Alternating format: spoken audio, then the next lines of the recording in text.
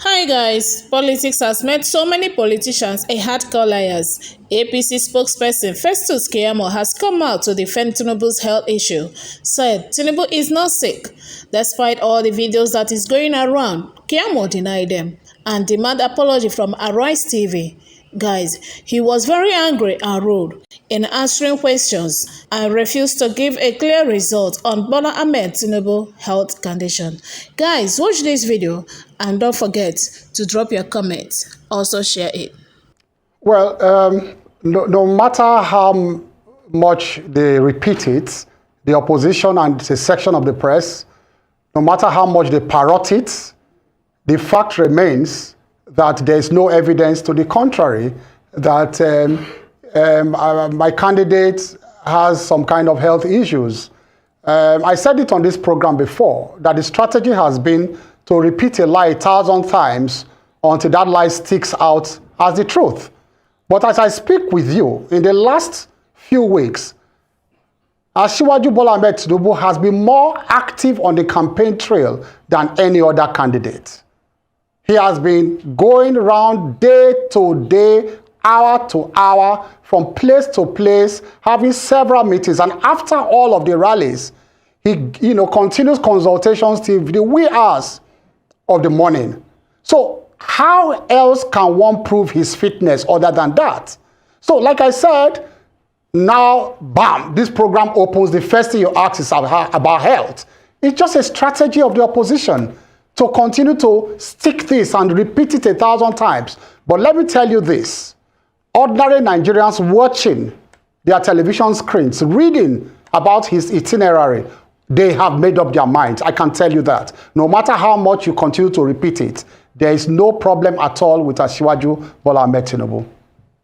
So there are people who are watching, and some of the things they've seen on the campaign grounds in terms of what your candidate has done, some have shared, and these are a video that is being shared, and you wonder that are there issues that Nigerians should know about? The question has always been Nigerian presidential candidates or any candidate whatsoever, they don't disclose the state of their health. Is there anything whatsoever that Nigerians should know regarding his health? It may not jeopardize his candidacy. It may not affect him being able to run Nigeria as the president. But are there things that Nigerians should know? Well, you said you started the question by mentioning certain things have happened on the campaign trail to my candidate. I have not seen anything happen that has not happened to any other candidate. I repeat and I qualify it. I have not seen anything happen to my candidate that has not happened to any other candidate. Slip of tongue here and there. It has happened to Atiku, it has happened to Obi, it has happened to his running mate. It has happened to the spokespersons. The PDP spokespersons and their candidates have asked Nigerians to vote for APC, even far more than the APC people have asked Nigerians to vote for APC. They are always campaigning for APC in slip of tongues. So what has happened to my candidate? Has he fainted? Has he collapsed? Has he missed his steps climbing, stairways? What has happened to him? Nothing has happened to him. So when you talk about health status, there must be a basis by which somebody will now say, okay, I need to disclose my health status. There must be a basis. But there's no basis. Absolutely no basis. Mr. Kayemo. If there's a basis for it, then perhaps we will call for it.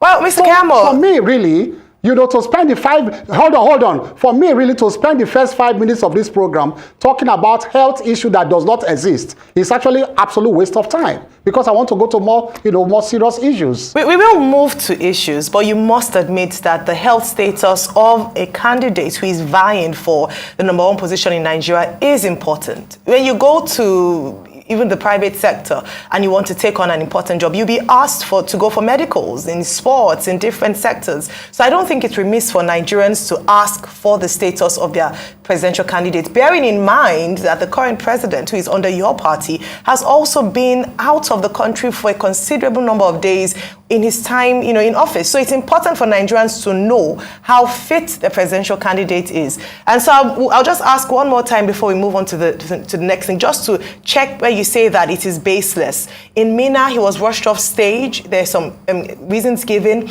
There are videos of your presidential candidate going off his train of thought while speaking. As Mr. Kaide mentioned, it's not about the fact that it is the honesty and declaring and being honest with the electorate of Nigerians who want to vote for a credible leader come February 25. And so it's not, I mean, just to respond to that, there are a number of videos way beyond the slips of tongue you've mentioned of the other presidential candidates that your candidate has made in recent times.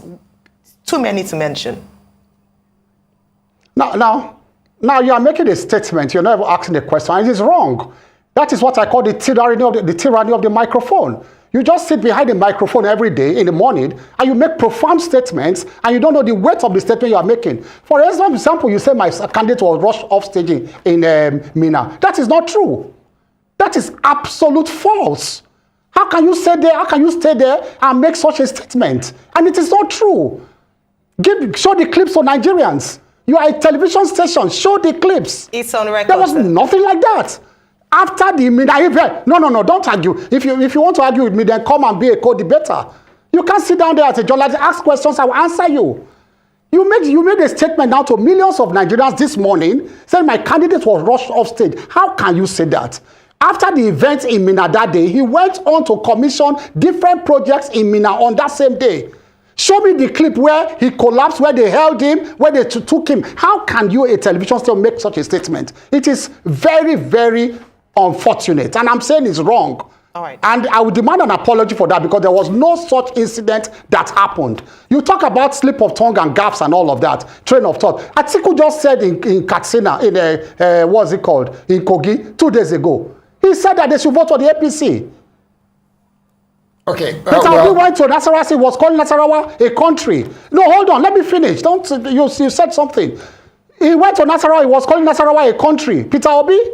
And so many other things like this. So, in terms of the tiredness of the campaign trail, whether it's your young candidates or old candidates, when you stomp from place to place every day, once in a while, you will make these little gaps here and there, little slip of tongue. It happens even in the most civilized world. So, please, I want to let you know that I will not even go back to that issue again because we are restructuring the issue of health in order to stick it to Nigerians and make a lie be the truth. I will not answer questions on that again. It is not true.